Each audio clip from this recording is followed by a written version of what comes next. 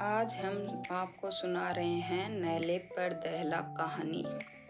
प्रीतमपुर में एक जाट रहता था, साधारण नहीं बल्कि जिसके बारे में कहा जाता था दूसरों को मूर्ख बनाओ और मौज उड़ाओ।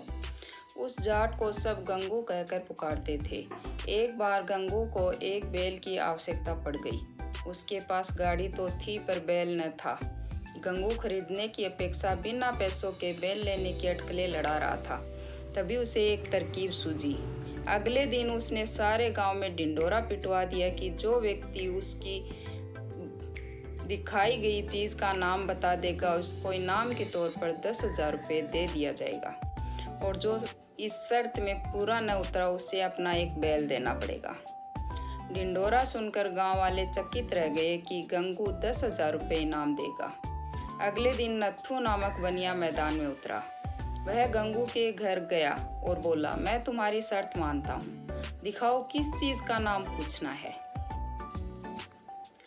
गंगू ने गांव के मुखिया को बुलाया। फिर नत्थू और मुखिया को लेकर अपने घर आया। घर के आंगन में गंगू की बैलगाड़ी बिना बैल के खड़ी थी। गंगू ने गाड़ी की ओर इशारा करके नत्थू से कहा, यह क्या है? नत्थू बनिया पहले तो कुछ शर्माया, फिर हंसकर बोला, ले भाई, यह भी कोई बात है, यह तो बैलगाड़ी है। अच्छा भाई, नत्थू तेरी बात मानी, पर अब तू गाड़ी को हाथ लगाकर दिखा। गंगू बोला। गांव के मुखिया समझ रहे थे शायद गंगू के दिमाग का कोई पुर्जा ढीला पड़ गया है। नत्थू ने मुस्कुराते हुए गाड़ी के एक पहिए को हाथ लगाकर कहा, ले, यह गाड़ी है। गंगू बड़े संयम से बोला, पर भैया यह तो गाड़ी का पहिया है, तू गाड़ी को हाथ लगा। नत्थू जरा हैरान हुआ, पर वह भी कच्ची गोलियां नहीं खेला था। उसने गाड़ी की पीठ को हाथ लगाकर कहा, ले, यह गाड़ी है।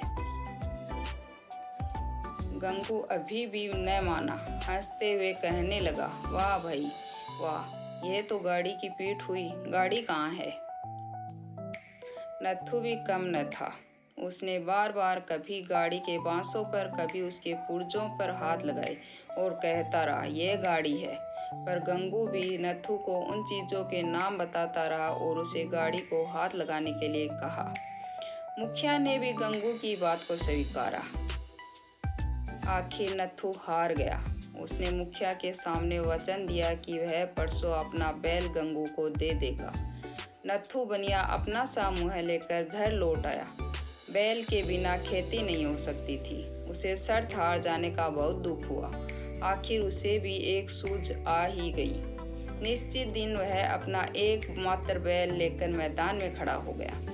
कुछ देर बाद गंगू और गांव का मुखिया भी मैदान में आ गए। इधर गंगू जाट अपनी जीत पर खुश था, तो उधर नत्थू बनिया अपनी सोची तरकीब पर प्रसन्न हो रहा था। जब सब आ गए तो नत्थू ने गंगू से कहा, पहले बैल को हाथ लगाकर बता कि यह बैल है, फिर इसे अपने घर ले जाना। गंगू ने जल्दी से बैल की पीठ पर हाथ फेर कर कहा, यह है बैल। पर यह तो बैल की पीठ हुई, मैं तो कह रहा हूँ कि तू बैल को हाथ लगा, नत्थू बोला। अब तो गंगू को अपनी चतुराई याद आ गई। उसने बैल के माथे पर हाथ रख कर कहा, यह है बैल।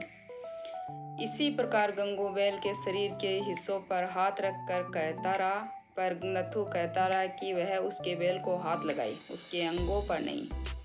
अब गंगू की सारी चतुराई पर पानी फिर गया।